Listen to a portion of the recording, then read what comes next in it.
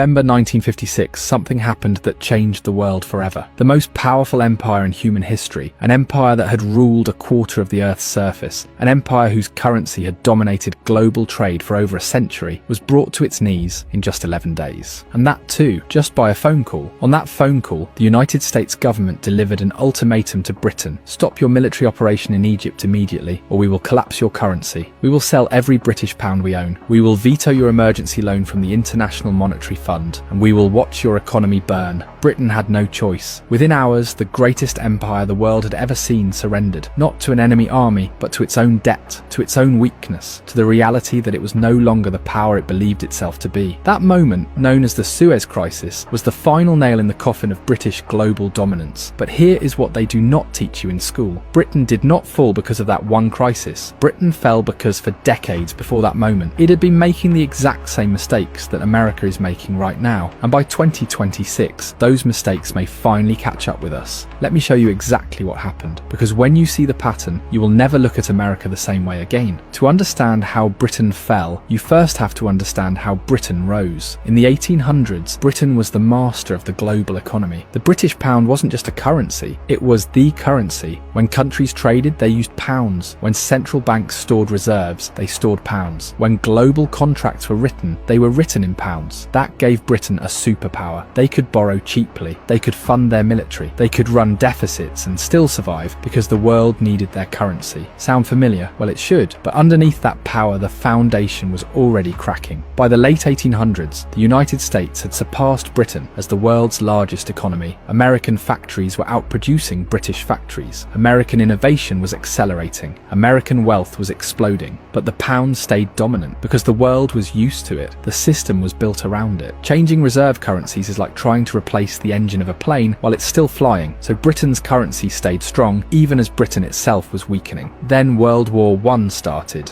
Britain borrowed massive amounts to finance the war. And when the war ended, Britain had transformed from the world's biggest creditor into one of the world's biggest debtors, especially to the United States. Now Britain had a choice. It could accept reality and scale down, or it could pretend that nothing has changed. Britain chose denial. In 1925, Britain made one of the worst financial decisions of the entire century. They returned to the gold standard at the pre-war exchange rate, meaning they tried to make the pound look as strong as it used to be, even though the country behind it was no longer that strong. It was all ego, and it was devastating. To keep the pound artificially high, Britain had to keep interest rates painfully high. That crushed growth, that crushed jobs, that made British exports too expensive. Meanwhile, British leaders kept spending like they still ran the world. They kept military bases across the globe. They kept funding an empire they could no longer afford, and the cracks started turning into fractures. By 1931, the math finally caught up. Speculators attacked the pound. Britain was forced off the gold standard. The pound lost nearly 30% of its value almost overnight. But even after that humiliation, Britain managed to keep the pound important for a little longer. Not because it was strong, but because Britain forced its colonies to keep using it. India, Australia and Pakistan. These parts of the empire had no choice but to hold pounds. Britain was propping up its currency by trapping other countries inside its system. Then World War II arrived, and Britain borrowed even more. By 1945, Britain owed more money than its entire economy produced in a year. The empire was basically bankrupt. It survived on American loans and American patience. And still Britain kept pretending. It kept spending. It kept acting like a superpower. And it kept playing the role long after the power was gone. And this brings us to 1956, when Egypt's president nationalized the Suez Canal. Britain saw it as an insult to imperial pride and a threat to oil access. So Britain, France and Israel invaded Egypt. And militarily, they were winning. But Britain forgot one thing. They were no longer the world's banker. It was America now, and America was furious. President Eisenhower saw this invasion as colonialism, the exact kind of behaviour pushing newly independent nations toward the Soviet Union, so he decided to end the illusion. America threatened to dump British pounds on the open market. That would collapse the currency. Britain would be unable to import food, unable to import oil, unable to function. And America also blocked Britain's emergency IMF loan. Britain's reserves were draining at over 100 million per week. They were days away from financial disaster, so Britain surrendered. Not to Egypt, but to its creditor. The Suez Crisis lasted 11 days, but it revealed the truth that Britain was not a superpower anymore. It was a debtor nation living on borrowed time, and the moment its creditor called the bluff, the empire folded. Now here's why this should terrify Americans, because the United States today is walking the same road. Britain spent decades funding a global empire it could not afford. America is doing the same. Britain maintained power through reserve currency privilege. America does too. Britain assumed reputation could replace reality. America assumes that too. And Britain's fall happened the most dangerous way possible. Gradually, then suddenly. For decades, the warning signs were obvious. Debt, industrial decline, military overreach. But the pound still looked strong, so Britain told itself, we are fine. Then one crisis arrived, and in 11 days, a century of dominance ended. America's version of that moment is coming. Nobody knows what it will be. A debt crisis, a geopolitical humiliation, a major country rejecting dollar pressure, or a financial shock that will break global confidence. But the pattern is the same, and the numbers are getting worse. America's debt is climbing. Interest payments are exploding. We spend more than we produce. We borrow from the future to pay for the present. And just like Britain, we still act like the old world order is permanent, and that's the biggest mistake. Empires don't die when the enemy attacks. They die when the math becomes undeniable, and the moment the world stops believing, everything changes fast. So the question isn't whether America will face its Suez moment. The question is, will we recognize it before it happens?